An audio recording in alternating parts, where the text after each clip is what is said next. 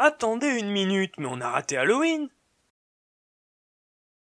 Et tu t'en rends compte que maintenant? Mais j'aimais bien, moi, Halloween. On aurait pu descendre sur Terre. On aurait récupéré des bonbons qu'on n'aura jamais mangés. J'ai même acheté une citrouille. Oui, bah c'est pas ma faute si t'es complètement con. En plus, t'as genre 2 mois de retard. Eh bah, maintenant que tu le dis, tu as très joliment décoré la carambole filante pour quelqu'un qui n'a pas de bras. Merci. Et du coup, il va parler de quoi le prochain épisodique? Eh bah, pour la première fois, on va parler d'un film sorti il y a pas longtemps, puisqu'aujourd'hui, on va parler de Joker.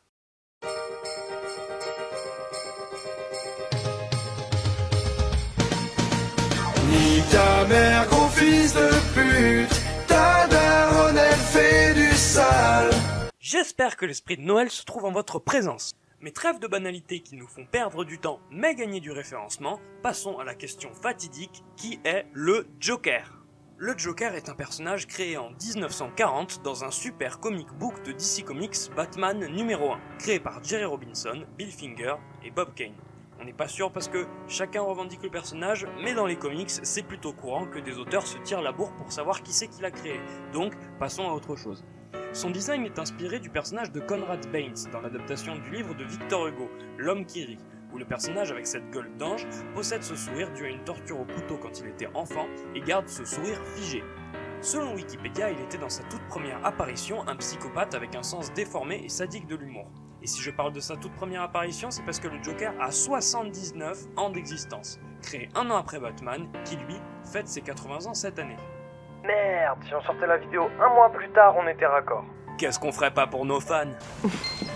Donc, en 8 décennies d'existence, le Joker a eu plus d'itérations que la blague Monsieur et Madame ont un fils. Dans les comics, il y en a tellement que c'est pas possible de se faire une idée, mais on peut aussi voir ça dans les films, où le Joker a 7 variations différentes. 7.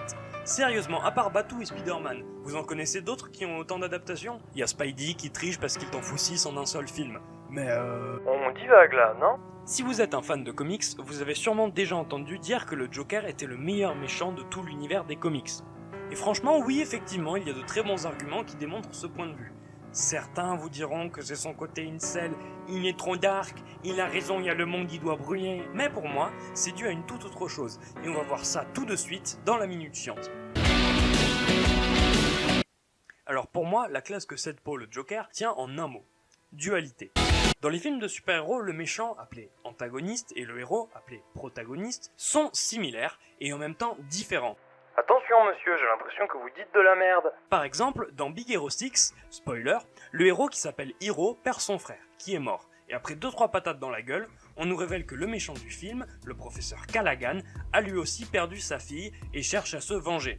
L'antagoniste et le protagoniste traversent un problème similaire, le deuil, mais leur façon d'y résoudre est opposée, et leur combat est l'affrontement entre ces deux visions de la chose. On appelle ça une relation miroir, parce que dans un miroir, tout est pareil, mais tout est inversé. Comme si le héros et le méchant étaient le yin et le yang, deux facettes d'une même pièce. Revenons aux comics. Ce genre de relation miroir, dans les comics, il y en a des 300. Si t'ajoutes à ça des principes comme le bien attire le mal attire le bien, et ainsi de suite, ou comme l'auto-engendrement, tu te rends compte que les comics, c'est des putains de tragédies grecques. Peu importe l'histoire, le mal et le bien sont toujours liés, et tout est fait pour que le méchant et le héros se foutent éternellement sur la gueule. Les contraires s'attirent, et ce combat n'aura aucun autre aboutissement que de la tristesse pour les personnages et le débat psychologique qui se déroule dans la tête du lecteur. Un débat qui est différent pour chaque super-héros et sa némésis. Il y a un mot qui est souvent utilisé pour exprimer le rapport entre deux valeurs totalement contraires, la dichotomie. La dichotomie, c'est le rapport entre deux concepts, ou deux éléments totalement contraires. La vie et la mort, le jour et la nuit, les bains et les douches, c'est de la dichotomie. Mais dans les films de super-héros, ce n'est pas aussi simple, parce que la dichotomie, c'est l'opposition claire et nette entre deux éléments inverses, alors que dans les films de super-héros, la limite entre les deux opposés n'est jamais claire. Regardez Peter et Octopus, Tony Stark et Nemesis, Barry et le Reverse Flash. Deux hommes en deuil, deux génies mégalomanes, deux fans et mentors mutuels. La relation miroir fait que tout est pareil, mais tout est différent. La dichotomie dans les films de super-héros, c'est de la super dichotomie. Et la relation Batman-Joker est particulièrement bien bâtie. Tout d'abord, leur relation repose sur la folie et la raison. Si je vous demande selon vous, c'est qui la raison et c'est qui la folie entre le Joker et Batman, je pense sans trop me pétron que vous allez répondre « Batou, c'est la raison et le Joker, c'est la folie ». Batou, c'est la raison parce qu'il semble raisonner. Il est intelligent et agit méthodiquement en contenant ses émotions. Et surtout, il a ramené la lumière à Gotham en pétant la gueule aux malfrats. Donc, c'est la raison. Mais si on y réfléchit 5 minutes, Batman a perdu ses parents dans une ruelle sombre à 10 ans en sortant du cinéma. Et depuis, il s'entraîne nuit et jour pour protéger les gens en tant que Batman. Donc, bon, le maintien des émotions, il n'est pas trop là parce que tout ce qu'il a fait dans sa vie, il l'a fait à cause de son traumatisme. Donc déjà, ça semble moins raisonné, mais ça va parce que tu peux encore te dire qu'il a fait ça pour que plus personne à Gotham ne devienne orphelin comme lui. Donc encore un acte louable, mais il y a encore une multitude de points qui montrent que Batman est aussi fou que le Joker. Le meilleur exemple, c'est sa seule règle. Parce que même s'il pète la gueule aux méchants, il ne s'impose qu'une seule règle, ne pas tuer, pour ne pas créer d'orphelins comme lui. Sauf que cette règle, il la transgresse tout le temps. Déjà, quand il ne tue pas, il plonge les criminels dans le coma ou dans la tétraplégie. Mais je te dis qu'on ne tuait pas les ennemis, bon sang! Dans les comics, il tue à tir-larigot des méchants iconiques, comme parfois le Joker, et c'est sans compter ses phases de colère comme dans Batman v Superman, où là c'est du Call of Duty. Je vais t'enculer. Et malgré tout, il continue de se dire « Je suis Batman, je respecte ce que je dis, je ne tue pas, je suis quelqu'un de bien ». Batman, c'est le contraire du Joker, et en même temps, il est exactement pareil que lui. Et on trouve rarement de relations miroirs qu'on peut appliquer autant au doigt de pied de la lettre. Pareil pour le Joker. J'ai pas vraiment besoin de vous expliquer pourquoi c'est la folie, mais pour un taré, il est quand même vachement logique et organisé dans son raisonnement. Nolan le montre bien, il est intelligent et arrive à s'en tirer. Même en soi son but, le Joker n'a pas de but, sauf celui de pousser Batman à le tuer pour le faire transgresser sa règle et prouver qu'il est aussi fou que lui. C'est quand même vachement intelligent comme raisonnement. Le Joker et Batman sont le contraire de l'un et de l'autre, et pourtant, ce sont les putains de mêmes. Le but de l'un, c'est l'autre, et ils ne peuvent exister autrement. Même leur origine, dans des tonnes d'œuvres, elles sont construites en miroir. On appelle ça l'auto-engendrance. You idiot! You made me, remember? Genre, dans Batman de Burton, il se donne la peine de donner une origine au Joker. Et celui-ci est juste un braqueur que Batman fait accidentellement tomber dans une cuve d'acide, et le tue. Et du coup, à cause de l'acide, il devient le Joker. Et au début du film, t'as le Joker, avant d'être le Joker, qui tue les parents de Batman, mais se gourre et laisse Bruce en vie. Donc t'as Batman qui crée le Joker en le tuant sans le vouloir, et t'as le Joker qui crée Batman en l'épargnant sans le vouloir. Putain de trop stylé!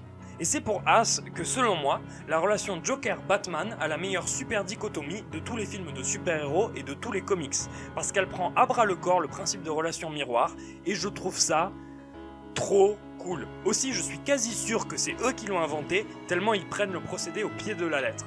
Et puis, dès qu'un aficionados parle de relation miroir, c'est les premiers cités, donc... Si tu veux, j'ai fait des samosas. Putain, c'est délicieux!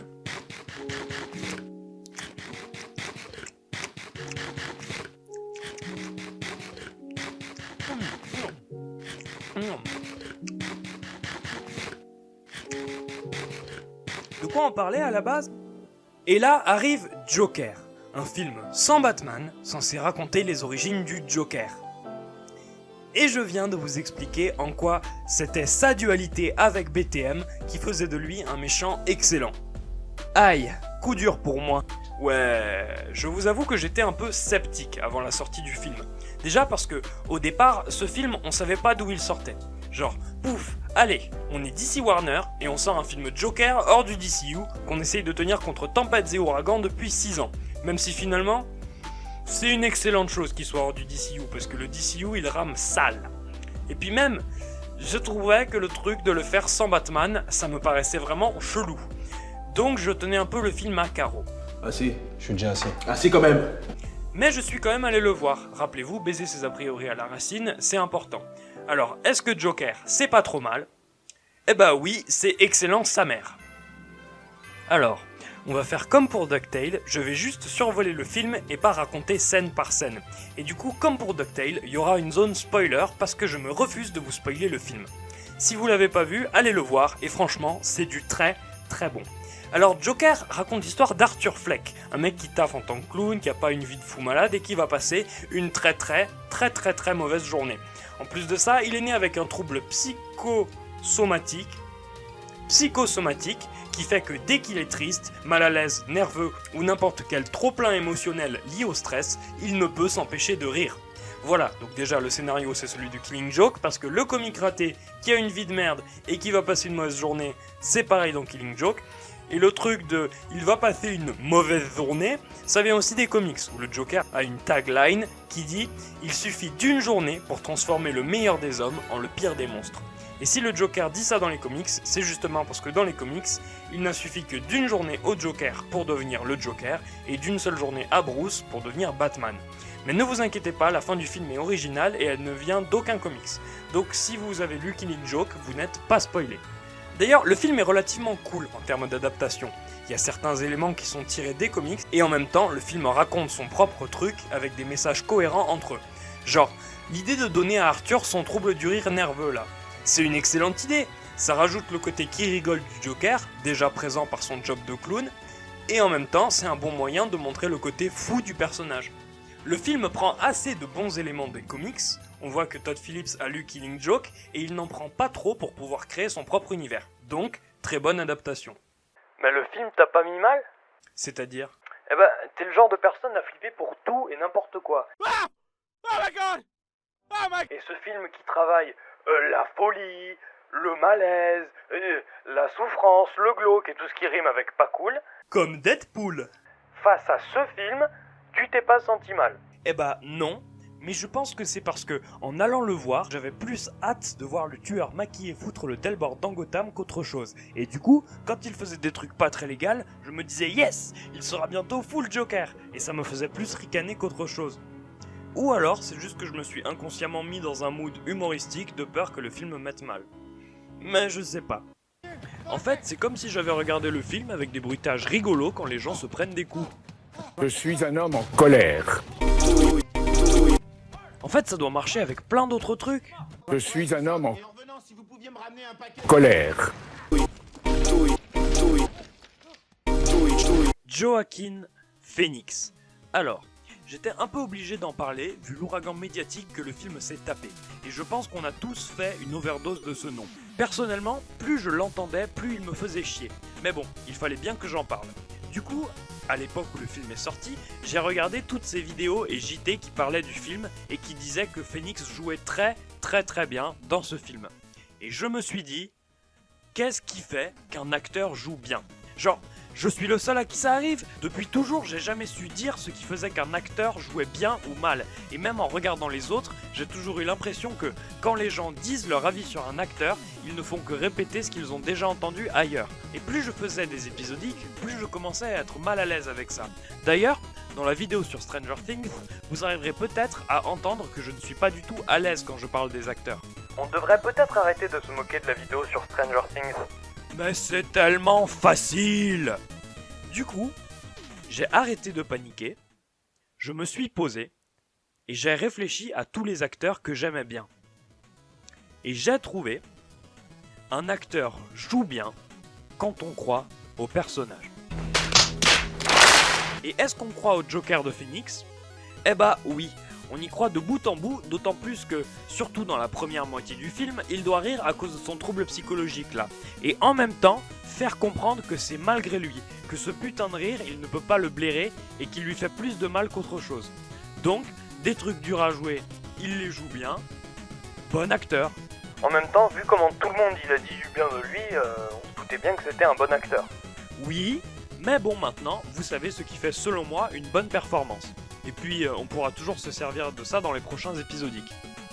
On passe sur le fait que les acteurs sont très bons. J'aime bien Domino de Deadpool 2 et surtout la voix de Robert De Niro. Juste sa voix parce que je la trouve bien trop classe. La musique est nickel, les décors sont très bien, l'esthétique est léchée et la mise en scène, même si parfois c'est du laissons improviser Monsieur J, est excellente et recherchée.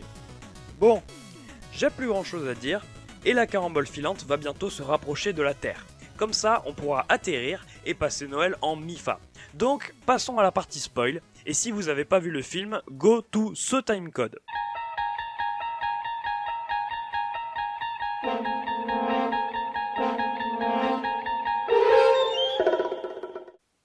j'ai rien à dire.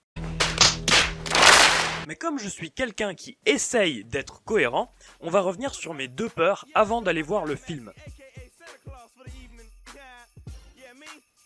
Alors, le film marchera difficilement sans la relation Batman-Joker. Non, non, non. Le film prouve plus que tout qu'on peut faire un super vilain sans son super héros.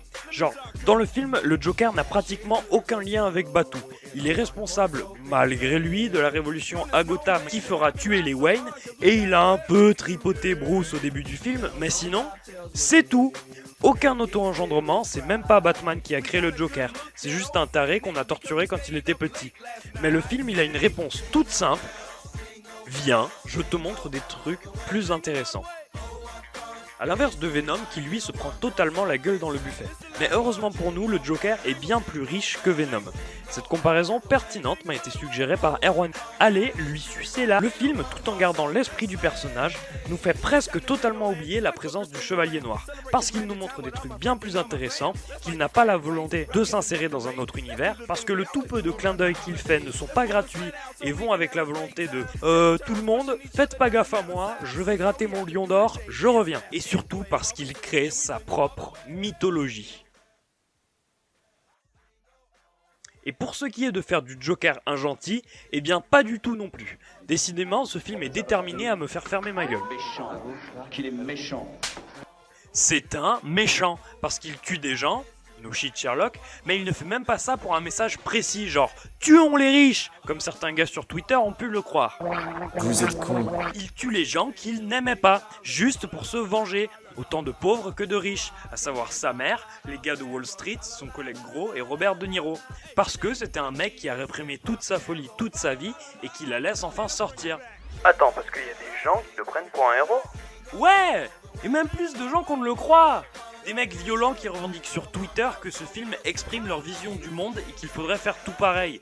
Et encore une fois, le film répond à ça, parce que même si Monsieur J il fait juste because I want to do that, les mecs en masque de clown derrière, ils se servent de cette icône et de ce soi-disant message pour déverser leur haine. Et du coup, le film les montre comme des fous violents. Non, mieux, il les montre même pas comme des humains, juste une silhouette avec un masque, des monstres sans humanité qui cachent toute leur folie derrière un message factice. Vous êtes exactement comme ces mecs-là, Twitter. Autre qualité, le film est très autoconscient de lui-même. Comme s'il avait prévu tout ce qui allait lui arriver, c'est très très cool. Le seul personnage qui lui dit qu'il est un héros, c'est Domino de Deadpool 2. Mais c'est dans sa tête. Le film il explique bien que c'est dans sa tête. Arthur s'imagine sortir avec Domino pour se convaincre qu'il est un mec bien. Et après il se regarde et il se dit « Merde, je suis complètement fou !» Et nous, le spectateur, on fait pareil. On se met dans sa tête 5 minutes, puis on recule, et on voit « Ah oui, merde, c'est un méchant !»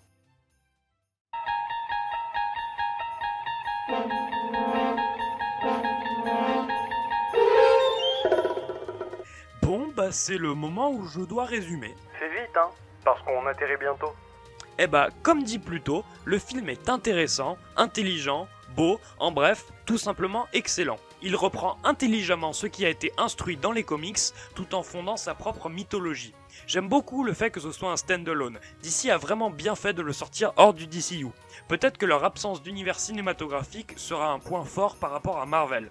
En bref, il mérite son lion d'or et la hype autour de lui. Et je suis désolé pour ceux qui ne l'aiment pas. Faudra vraiment qu'on parle de la subjectivité et de l'objectivité. Mais bon, ce sera pour une prochaine fois. On a relativement le temps devant nous.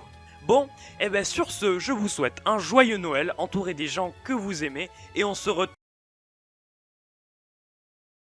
Qu'est-ce que... Putain, y a plus de lumière.